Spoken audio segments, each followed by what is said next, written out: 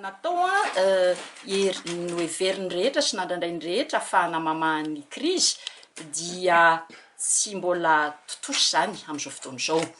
Raha ny zavatra misy ao anatin'ny anteny miram-pirenena ankehitriny fotsiny no resantsika satria anisan'ny mavaivay io zavatra io ankehitriny amoaka hevitra na ny fomba fijery ny HCC mikasika ny fametraha-pitoriana izay nataon'ny PMP amin'ny andravana ny Bromaharitry ny anteny miram-pirenena dia ahitsy be ny fiteniko.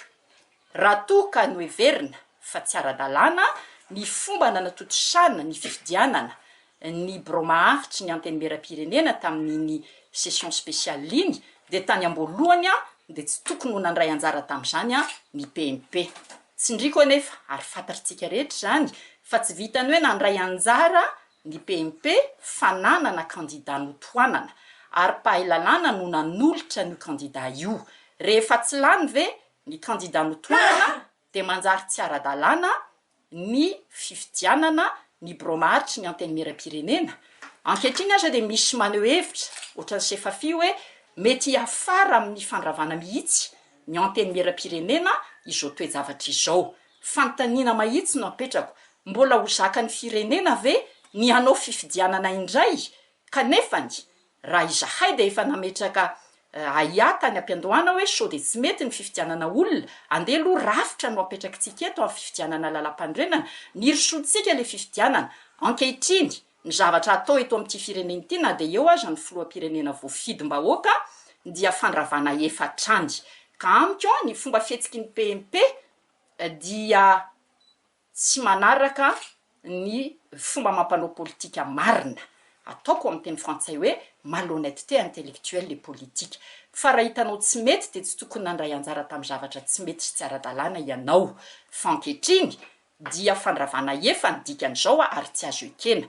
Mino sy manantena fa ny HCC tsy iraitsy kombakomba amin'izany sanatry ny vava.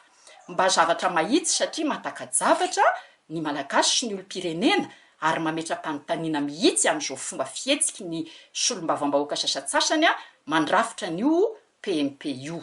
Zay zany mikasika ny anteny miram-pirenena iny. Io savoritaka misy eo amin'ny anteny miram-pirenena io dia ambaran'ny mpitazana sy ny mpanady ady politika rehetra fa nisan'ny sakana eo amin'ny fanendrena izay ho Premier Ministre ny Repoblika fahefatra.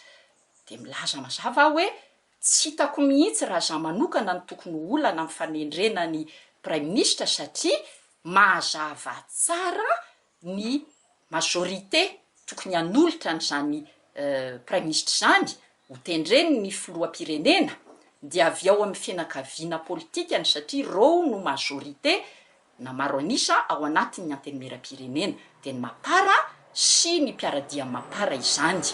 Raha misy tsy fitovik-hevitra eo amin'ny filoham-pirenena sy ny HVM sy ny mapara sy ny manodidina an'izany dia raha tokantrano nantoko na vondrona politika zany ka tokony diovina sy alamina ao anatin'ny tokantrano, lamba maloto ny tompoko tsy fanasa imasombahoaka ary tsy mendrika ny malagasy intsony ny ahita sy andre iaina isan'andro vaky ny ady lasy ny ady saritaka ao anatina vondrona politika na antoko politika. Sotra ny hevitra izay, raha nolotra ny anendrin'ny Premier Ministre ny filoham-pirenena dia Premier Ministre miainga avy ao anatin'ny fianakaviana politika ny poirany zany satria fantatry ny malagasy rehetra fa Andriamatoa Hery Rajaonarimampianina dia niara-lany tamindreo solombavam-bahoaka mapara.